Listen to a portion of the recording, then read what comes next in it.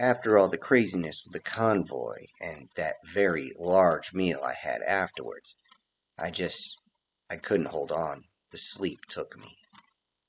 And when I cracked my eyes open very slowly, the sun was bright. So very, very bright. It was right in my eye, and I had to turn to try and take the sun away. Eventually, I slowly started to come back to myself as everything started to move again. I very slowly began to rise, feeling all my joints crack and pop, just like they had before. The straining of the muscles that seemed to work out themselves way too much and then stiffen up just hurt. Everything hurts, and it feels as though something is falling off of me. Without looking, I realize what it is. It's the old me. The scales and such that always fall off when I molt. Usually that only happens after a very long sleep or after a hibernation. But it's just falling all over me. Gonna have to dust myself off. My eyes adjust and I begin to look around and ask, where am I? Seriously, where the hell am I? Then realizing the wood and the cloth around me, I go, oh, yeah, that's right. I passed out in the wagon. Dummy. My senses are now just finally getting back to my full strength, and I look around and just begin to stretch right where I am. But I can't stretch too much. There's just not a lot of room in here. I slowly reach over towards the back and go to climb out and basically fall out the back. My muscles aren't responding the way I want them to, and my joints are still cracking and popping. Seriously, you should have heard my tail when I swung it. Just all the joints just popping. Once outside, I stretch out on all fours, stretching my arms, my legs, my wings, and my tail as I arch myself back, trying to make sure I get all the joints. As they all pop and crack and stretch, I twist and turn in different directions, and suddenly I feel so much better. I violently shake so to get the last of the scales off me, at least those that I can see. I look around and realize I'm back at the farm. I wonder why they didn't take me in the house, but then again, who the hell wants to wake something like me? I can get violent, especially when I don't know what the hell's moving me when I'm asleep. It's a form of sleepwalking for things like me, but it is what it is. Looking around, I see the house. I can see through the window the ladies inside moving around. I turn, I can see the cattle in the field. I turn back the other way, and I see not just the wagon I woke up in, but several of them lined up very neatly, as though they're getting ready to move. I would have sat there and enjoyed the moment more, but I really had to head to the outhouse or the tree line, like now. Once I exit the outhouse, I look around and I notice that harvesting has actually begun, at least for the early plants, which is nice. This is going to be a boost to the young ones, especially the herbivores we have, or the ungulates. It's something they look forward to a lot more than we do, as usually vegetables, to us, are just a way of flavoring the meat. The hay is also being stacked, so I guess they got done with first cut. Good, I didn't want to heft any bales, especially since I'm still kind of stiff.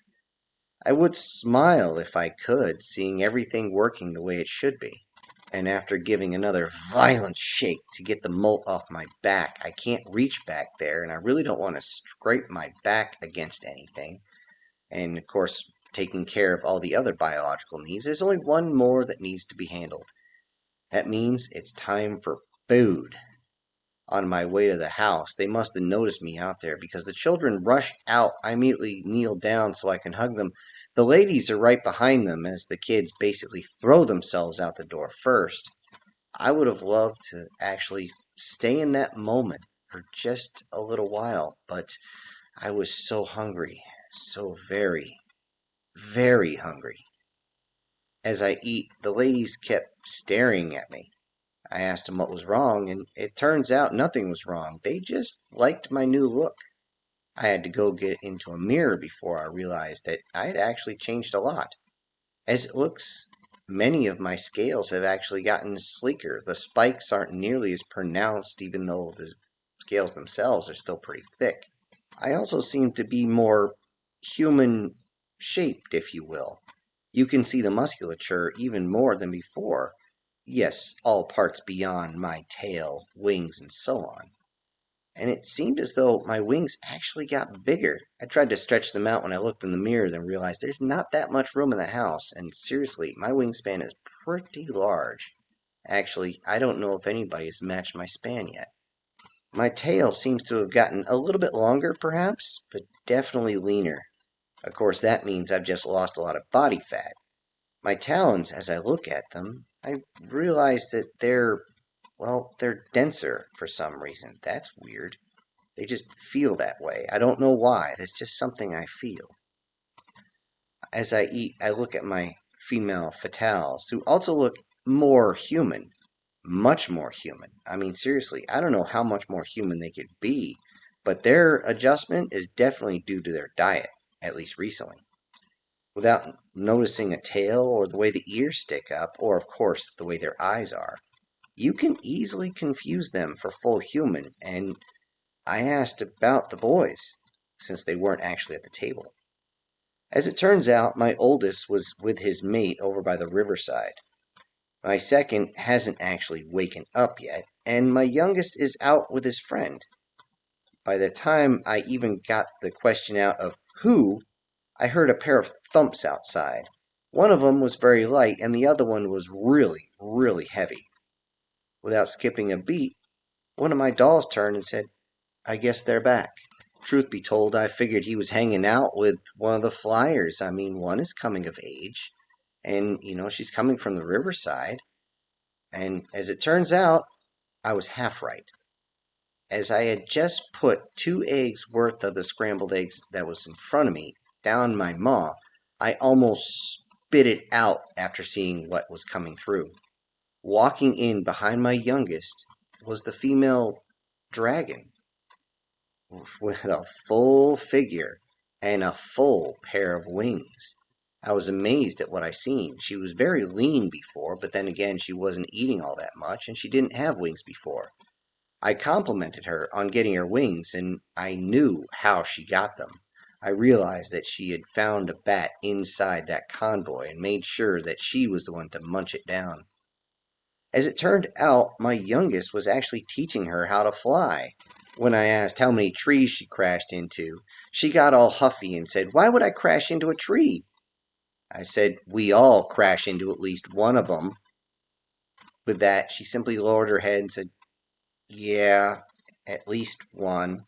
She didn't want to admit how many, and honestly, it doesn't really matter. Though I did have to remind her to show a little bit of modesty as she came in the door. Even though she is a dragon, and yes, that's what everybody started calling me, she needs to wear more than just a loincloth. She then tried to flirt a little bit, or show off her body, by moving her very human-looking snow globes on her chest. Well, that is when the ladies around her got a bit angry at her. When she heard the growls, she said, "It doesn't seem to bother your son." I asked, "Are you sure?" And with that, I tilted my head down just to emphasize what I was talking about, and he turned down, suddenly realized what was going on, and quickly excused himself. She, on the other hand, simply giggled and sat down to breakfast with us. As it turns out, she only woke up about a day ago, which actually explains why she landed so hard. Everybody likes a superhero landing, but it's horrible on the knees. I explained that she has additional duties, which she accepted, but was not exactly happy with the idea that she wouldn't have any time off and she would have to work. During our conversation, I discussed what I actually needed some aid with before heading out, and of course, she would be following me and learning the ropes. Thankfully, before I started my patrol, only one fairly large task and a couple of smaller ones was needed. I told the female and my son that they were going to be aiding me, and that way we could finish quick and get on patrol, because patrols take a long time. After going up and patching the roof, which took longer because someone hasn't learned how to land softly yet and ended up putting her talons through the roof, which means we had to patch that part as well. We lifted up one of the tractors to put on blocks so it could be maintained, which they were surprised, and I was surprised that it went up easier than we thought. As it turns out, after that big meal, we tend to have a lot more strength than we realize. Must be the additional protein that's running through our system. Once we had everything completed, I took them back on patrol. Of course, patrol, when we use it, is just a word we use, but those of us with wings have multiple duties on the quote-unquote patrol. First things first is to monitor the area and secure when necessary. Second, each time you pass by any part of the village, whether it be the elf village or the compound, the nest, and what have you, you need to check on the health and welfare of each group, and you can't bypass it. In fact, it seems like they like every time we visit, which kind of maintains the village itself. The third part is we need to deliver messages. Anything that's kind of a small mail package, we can also take as well. However, anything heavy, that's going to take a wagon or a truck. We can fly, but we have limits. Fourth is to deliver resources, at least, of course, what we can carry. That's very important. Fifth is we are to act as a beacon, or perhaps you could say like a figurehead. It's as though you're actually inside a plane while flying. You don't really freak out when you hit any turbulence. However, you watch the crew, and if they're freaking out, then you can worry. Our job is to not freak out, unless it's important. The sixth duty over this is during the run, we fish, and we fish a lot. Our job is to get as much as the fish, as fresh as possible, back to the different areas so that it can be preserved. And of course, it's our lunch and our dinner. You're going to be eating a lot of fish, and that's a good thing because the salmon run, it's important to get as much as we can. The seventh thing we have to do is searching for rogue groups. Of course, this is not every day, but searching for rogue groups and personnel, along with reporting and aiding them, is very important. And she needs to learn that first contact procedures are very important because first contact is always touchy, to say the least. You don't know if they're going to bite you. They don't know if they're going to shoot you. You don't know if they're going to be asking for help. You don't know if it's a trap or anything like that. You have to be very careful. The eighth thing we have to do is to realize we are the military advantage. We fly. Well, glide actually, but that's a moot point. The fact that only a certain amount of bugs can actually fly gives us a very distinct advantage and allows us to push the bugs into an area where the arachne can do, well, what they do, and they enjoy what they do very, very much. The ninth thing we have to do is don't be stupid. I remember yelling this at her and swinging my head back to my son on this. Remind him there are far too few of us to take chances. You don't take chances. Just like if you're doing first contact, you better have contacted everybody else first before you even consider it, with very, very few exceptions, because there's always an exception to the rule. And that's if you can guarantee and verify that it's a medical emergency. Aside from that, you gotta be smart. The 10th and final thing we have to do is to be a Valkyrie against every single threat. This goes into number 8 with the military advantage, but our military advantage is usually down to dropping explosives, Molotov cocktails, and the like. For this, being the Valkyrie means we can drop in unexpected and just start tearing everybody apart. This means she actually has to start training with us. And when I said that to her, she simply nodded and seemed to almost smile, even though she really can't. I told her, hey, it's not going to be easy. I turned to my son, is it easy? And he just responded, oh, hell no, as he rubbed his jowls, remembering last time I gave him a left hook because he left himself open.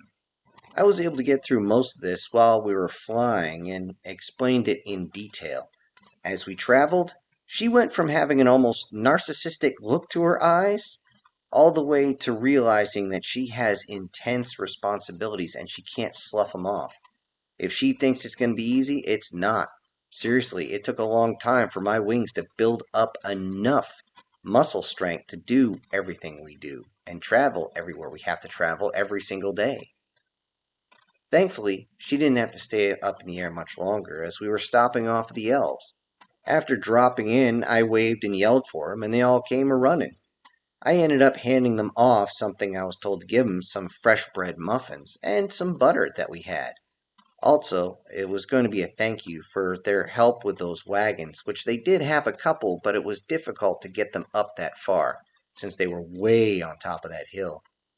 The elves were extremely gracious about the gift and also about the help, but I still told them it was extremely important, especially as the sleep, which I didn't even have to finish that sentence, and they simply said, "We got it, you're good." In truth, they were more surprised that we had another flyer, which was great. There's so few of us, it's always good to have another one. She was, although happy about being praised for getting her wings, which she just loved to show off, she was not happy about the kids constantly pulling on her tail. When she yelled at the children by just turning around and screeching at them, my son and I both yelled at her to don't do that. She was surprised that we both snapped at her from both sides, and I just lowered down and comforted the kids, told them they didn't do anything wrong. Since she will be around children a whole lot more as she needs to go to each place every other day at least, I had to remind her that her very sleek and curvaceous form is going to be a bit inviting for the kids to come up, and she needs to be a bit more professional. That's why my son showed how the kids like to be lifted by our tails. I mean, seriously, it's like a big snake tail. It's kind of a joy for them. I mean, kids take the littlest things in life and they enjoy it. And they kind of have to because no one in this compound has a tail like this. Seriously, you really think they're going to hang off to a horse tail? I don't think so. With that, I actually wanted to see the centaurs, but realized that they were already down dealing with the cattle. I also had to tell her that the males that are coming of age now like to test their might against the appendage that we have coming out of our spine that is made of solid muscle. They just want to see how strong they're getting. She seemed to understand and realized that, hey, maybe having wings means you got to deal with a whole lot more crap. She was right. After leaving the elves, we were going to be stopping by the riverside compound. And when we swooped in, I could see they've been busy. I complimented them on the new sheds. They had a new smokehouse and even 2 new garden plots set up. It made me ask, how long exactly was I asleep? This question made them all chuckle, of course. I wanted to talk with my eldest as I looked around trying to find him, and then I realized by the sounds of things, no, that's a bad idea. We hadn't really noticed it as we were coming in, as the sound of the wind past our ears seemed to mask most of what was being going on, but now that we're on the ground, it was pretty clear what they were doing. When the folks of the compound mentioned how those two had been going at it since he showed up. Hearing that, our new flyer simply said, "Really?" I worried about this, and I simply dropped off the butter and bread once I asked if everybody was okay. Turns out most everybody who had partaken in the meal was still passed out, which makes sense. I mean, it's 2 lamias, man. They're pretty big. It's going to take a while before they, polish off that much.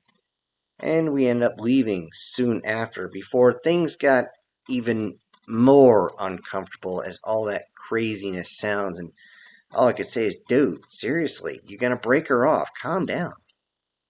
We eventually got in the air, and our next stop was going to be the nest. As we slowly made our way up, I told our new companion that she needs to watch it and be on her behavior. Remember, this is their nest, their home. Don't say anything bad." She simply rolled her eyes, as women would do, but I figured whatever. I said what I had to say. However, what I was not expecting was when we finally got high enough to clear the ridgeline. And holy crap, the spider's nest had gotten large.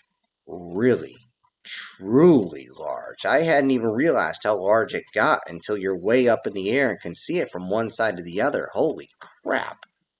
The first time the female laid eyes on it, I can say this. Normally she's talkative, but this time she was completely silent. Her jaw just kept slowly opening more and more and more as she looked on. We then went into land, and she tried to land.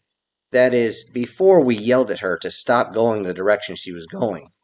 And it turns out there's only certain places that are available to land on, as most of the area around there that you would think are openings are booby-trapped. When she asked why, we simply said, "That's what spiders do.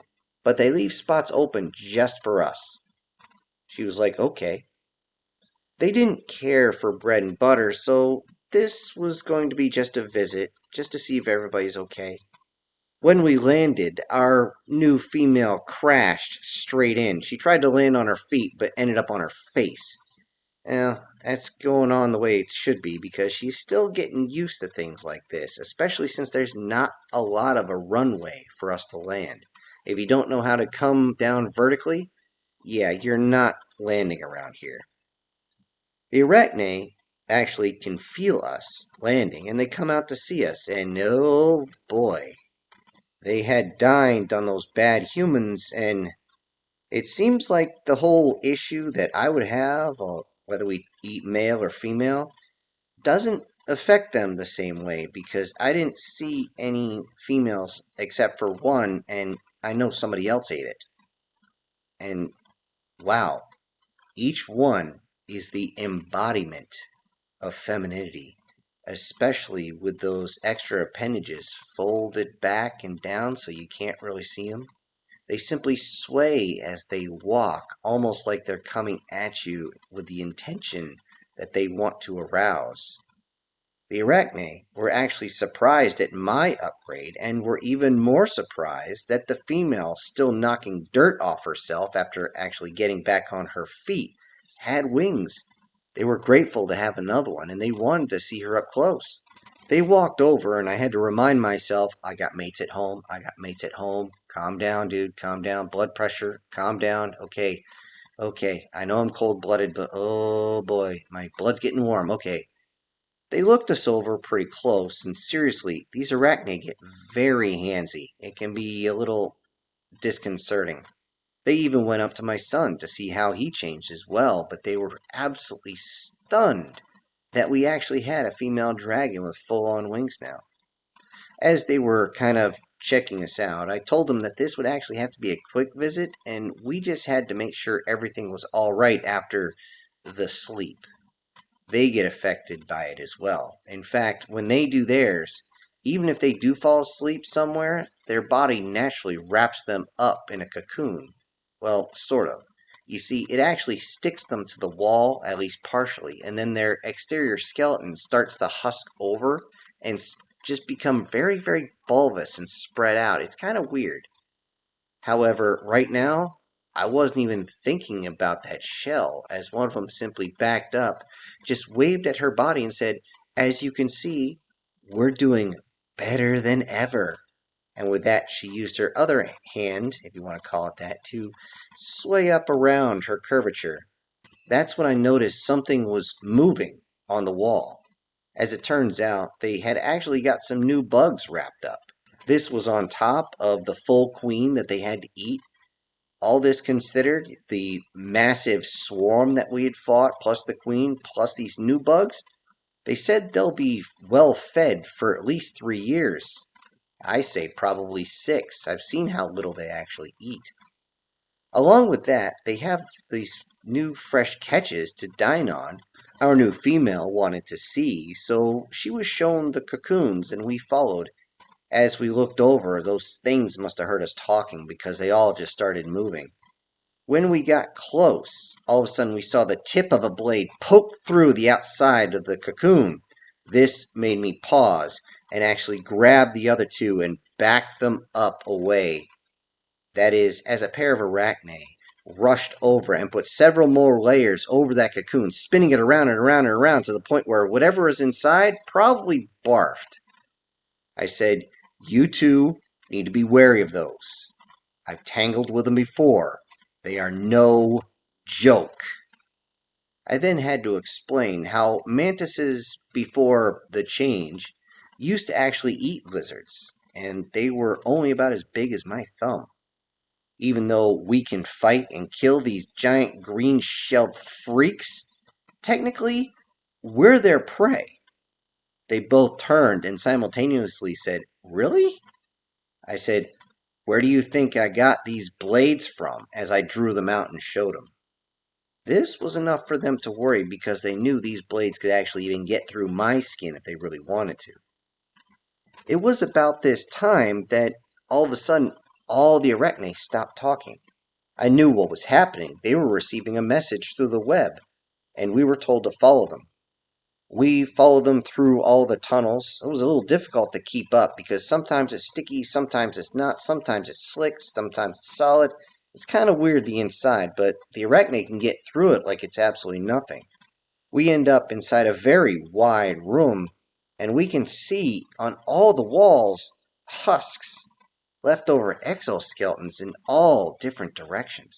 The moment we enter, the arachne actually call us over to this bulbous husk of a very spider-like arachne. One of the, I guess you could say, princesses, turned and said, "This is her first sleep. Would you like to see?" We watched as the husk began to slowly crack and break apart. This arachne is a female. I've met her. And like 90% of them are, she hated that she looked more like a spider than a woman. It's kind of weird how it works. I expected a spike of one of her long legs to break through the husk. I was surprised when I saw something break through, but it turned out to be the spiked ends of fingers. I was like, "What?" I wanted to get close, but I realized that this can be a very violent eruption, so I stepped back a little bit. Then, without skipping a beat, an almost human foot kicked through the bottom of the husk, and with one sudden burst of energy, she fell out. I watched as though it was slow motion. Her long, yellow, and black striped hair flowed behind her as she fell forward.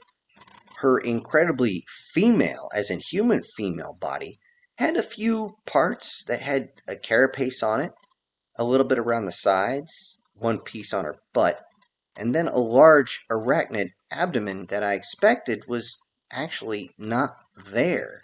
It's as though it had actually gone into the human type abdomen that she had now.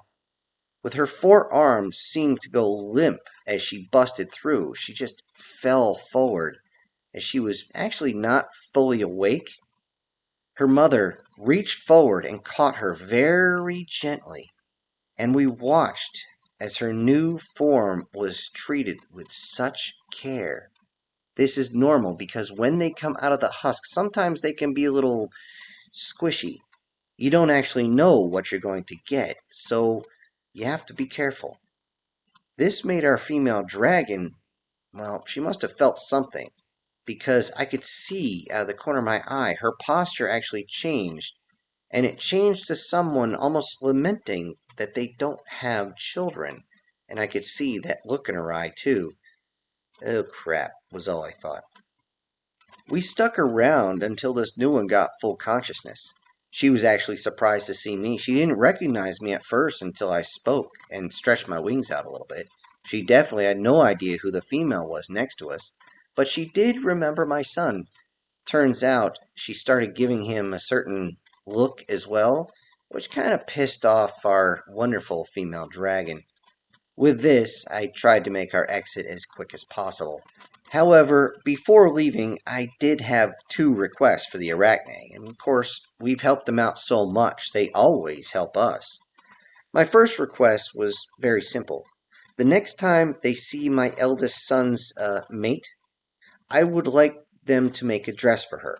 You know, sort of a pseudo wedding dress, as marriage is not actually a thing with us not so humans, which they thought was really cute. I swear, even though they really can't blush, I swear I saw them blush. They definitely giggled. After they calmed themselves and they agreed, I actually said, Here, my second request, and then I pointed to the reptilian next to me and said, Could you make something for her too? Nothing flashy, just something quick and practical, please? The arachnate immediately grinned as they love doing this type of thing. I swear they get off on it. The female dragon was not exactly happy as she stepped forward and then suddenly got picked up by several different arms, and she was moved around in different ways as she was flipped upside down at one point. She just about screamed, and I told her, Just calm down, just wait, they're just sizing you up. Then they went to work, and when it was all over, she was wearing a set of basically what looked like undergarments, but it did cover what needed to be covered and held everything in place that was supposed to be in place. Yet everything was heavily modified to allow for her wings and tail and actually allow her to take it off if she needs to. Of course, how the hell is she gonna relieve herself if the thing can't actually be removed? I had to take a mental note after this to have this done with my girls as well later on. Seriously, they don't leave the farm much, but it'd be nice if they could actually put something on. I mean, let's face it, when you start your life covered in fur, who gives a shit? But now, not so much. Soon after, though, we were on our way to the Warren. My son and I both mentioned how the Wabbits are very skittish, and she had to land as soft as possible not to freak them out. We went in first and landed just to make sure we could catch her, and that's when she came down. I reached out to try to grab her, but she still landed with a stumble and a flop, which put her on her knees. Thankfully, this made most everybody that watched laugh, which thankfully took the tension out. I know they had brought some of the convoy creatures into the warren, and immediately I started asking those in charge, how are things going and, how are they holding up so far? Without skipping a beat, they simply turned, looked me in the eye, and the leaders, which was actually three of them, just stopped. And one of them said, It will take some time. I simply nodded. Then my son mentioned that the bread and butter might actually lift their spirits. This was true, as the smell of fresh bread started to permeate. And since they're all herbivores, they just love it. And they absolutely adore butter. It's not good for them, but they just love it. But as everybody passed us out and gave everybody a piece, the head of the village thanked us and mentioned what also might lift their spirits is some spirits. Hint, hint. I had to take a note of this. After taking down that note, I was planning on leaving, but to our surprise, they actually wanted to introduce us to the new arrivals. This made me a bit nervous. I'm many things, but a counselor's not one of them. But I realized that there's things we actually could do. I turned to my son and the female and told them, Sit. And immediately I dropped down as low as I could. And as soon as they started going down, they asked me why. I said, You're not trying to scare them. Sit down. And that's when the new arrivals started to come out. As we did everything we could not to scare them, tucking our tails, tucking in our wings, keeping our claws back away from everybody, the leader of the warrant led them up, and they were about 6 to 8 feet away, and told the new arrivals how we had freed them from the slave convoy. They listened close and then all turned and looked at us, and we simply nodded just a little bit. And in a burst of emotion we were not expecting, they simply stampeded us. It was amazing to see all those long ears just poke up suddenly, and those fluffy tails moving as they jumped over and just grabbed us, so much so that I could actually feel them hit me. Then they began to cry in happiness as they squeezed us really tight, screaming, Thank you, thank you, thank you. Thank you for getting us out of there. It was hell. And a whole bunch of other things. I wish I could do more, I hesitated to actually wrap my arms around them, as seriously, my talons are bigger than their head. But I still brought them around, kept my hands clasped, and gave them just a little bit of a squeeze, just enough to let them know. These may be human-looking bunny girls, but they're still bunny, they're small. They're really small. That's when a skinny girl looked into the eyes of our female dragon and said something I wasn't expecting. "Thank you for killing him." I heard that, and I turned and asked, "What?" She simply whispered, "I'll tell you later," which is where I found out where she found the bat and how she dispatched him so effectively. After the surprise hug, we had to excuse ourselves as we had a lot to do, and we had to tell the group to actually stand back a bit while we stood up and got ready to leave. They were confused why, as they had never actually seen us stand up before. And as we stood to our full height, we're nearly double their height, and I guarantee we look intimidating, especially as we relax our wings and let them spread out just a little bit. One particularly young bear female actually started shaking at the sight of us. I paused because this one was just far too young to realize the implications of what was actually going on. But my son immediately got down on one knee, looked her in the eye after putting his hand out, not close enough to touch her, but enough that she could actually reach out and touch him if she wanted. He said, "You don't have to be afraid anymore. If anyone tries to hurt you, you just call us. Do you know what we'll do to him?" When she looked and said, "What?" he simply snapped his jaws and then looked away. She realized that he was not trying to actually scare her, but actually making a point that he would take out anyone who tried to hurt her again. We left soon after that, and of course, having to answer where the female dragon got her clothes. That was something that actually paused us, as suddenly they started screaming and yelling, "Where'd you get him? Where'd you get him?" Well, I'll tell you what, me and my son backed away because we just wanted to let the girls handle that, because leave it to even the idea of fashion to just calm all the young girls' nerves. We don't get it. We just climbed a tree and took off and waited till she joined us. Once we were all in the air, our next stop was the village center. Thankfully, as we went down, a certain dragon, I won't mention who, is finally starting to learn how to land softly. Even though with our weight, it's still going to be a little bit of a thump, but you don't have to sit there and scare the crap out of everybody. They actually treated us to lunch as we got there, and we got to see how everyone is doing after the convoy incident. The wagons have been an incredible help, a very, very valuable research.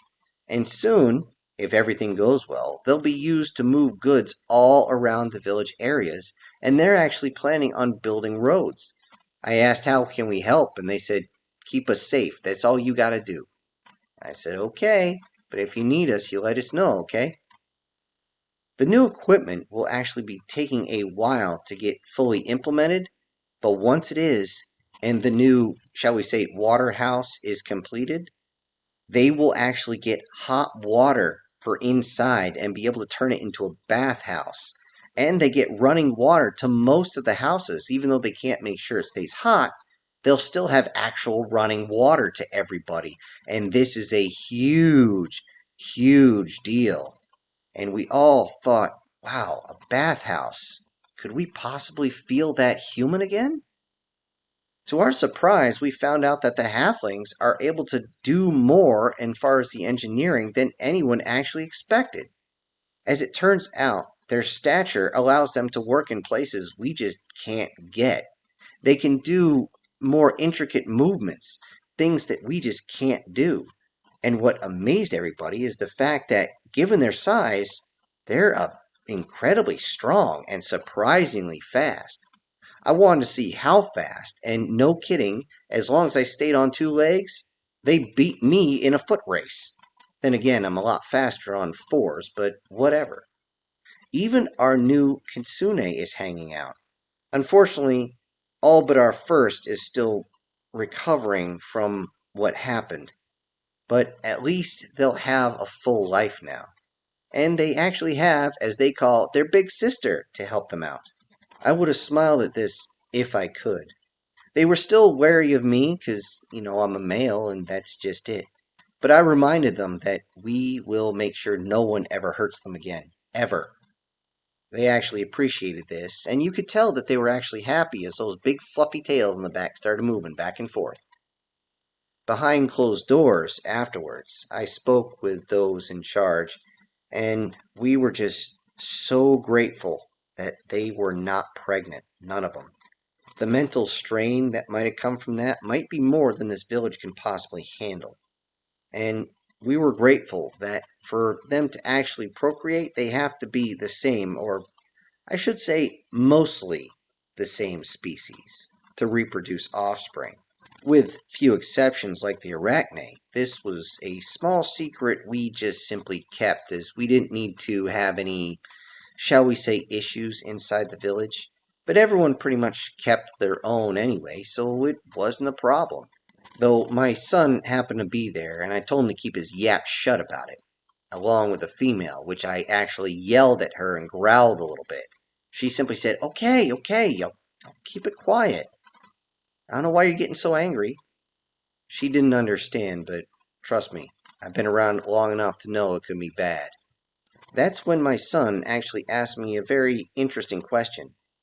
So, how human did you have to be before you knocked up my mom?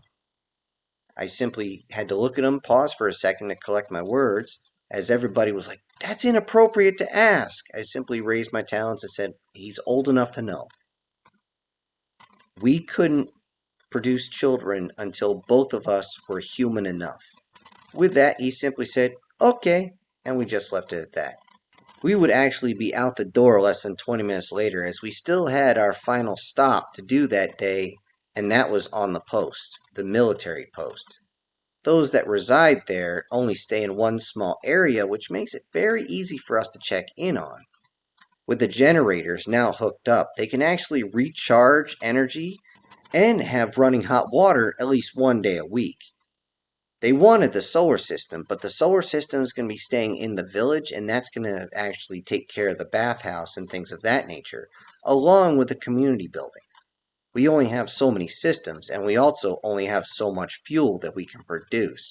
Everybody understands this, and we just kind of work with it. Besides, they don't have that much time to spend around playing video games or bathing in hot water. They spend most of their time preparing those ranges for the next season. And it's going to take a lot of work. Hell, we even pushed a lot of the cattle up there to try and do something, but it's overrun with shrubs, and the cattle don't eat shrubs, and we don't have any goats, unfortunately.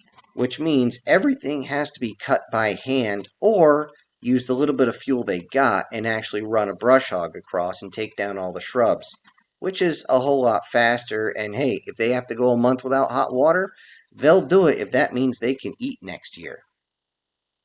We drop off the fresh bread and butter and the jam that we actually got from the village center, and this helped to keep morale up a bit as it's a lot of work for them to do.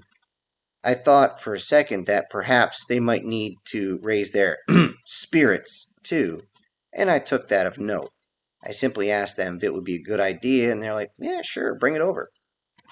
Our female dragon was actually shocked as a young reptilian girl actually showed up. As it turns out, she was in the convoy, shackled and all that other stuff. When she saw us, she said something along the lines of, I knew it, and then started screaming about how she wants wings too. When is she going to get wings and all that? The way she spoke, I swear she was maybe about 5 years old.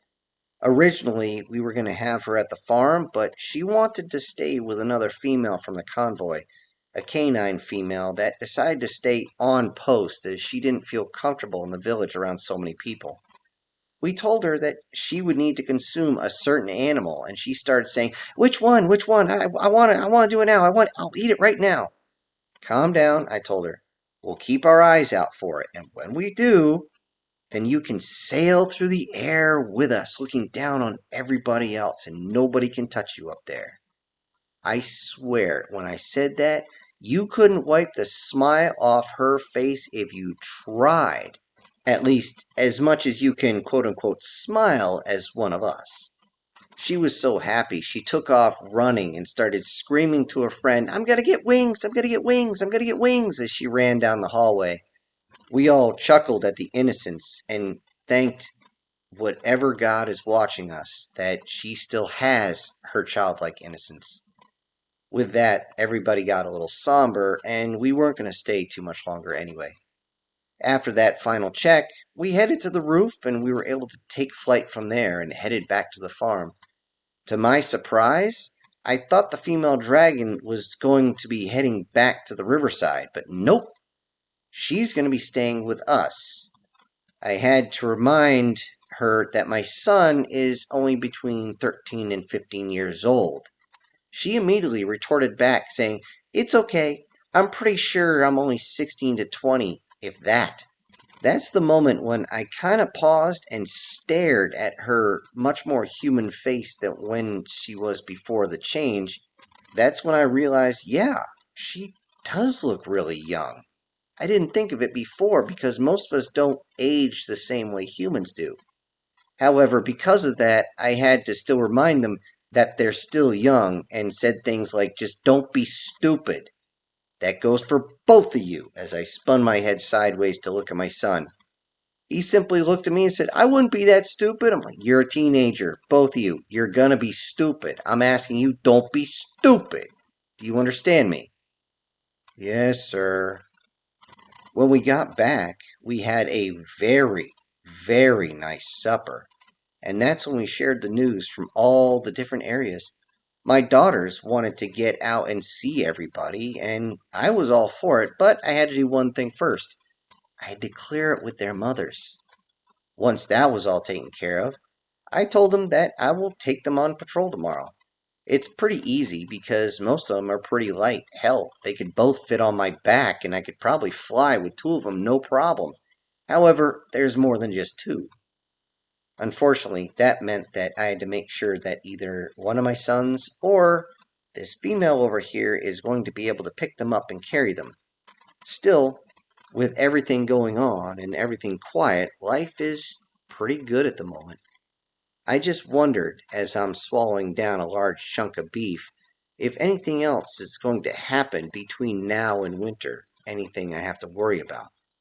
As I thought about that, suddenly I got a feeling deep down in my gut, and I realized my instincts were trying to say something, and it's clear they had something to say about my thought process, which means I need to be ready for anything.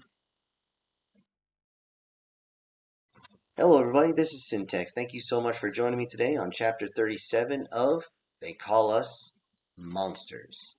Before I go, I need to send out some special thank yous to some of my supporters, and those would be MTF Guard, Erica Gem, Guardian Sage, SS Demon, Brian Kemp, Sir, Chris Dixon, and Coslin. Thank you all so much for supporting the channel. Everybody else, I'll see you on the next one. This is Syntax, ejecting.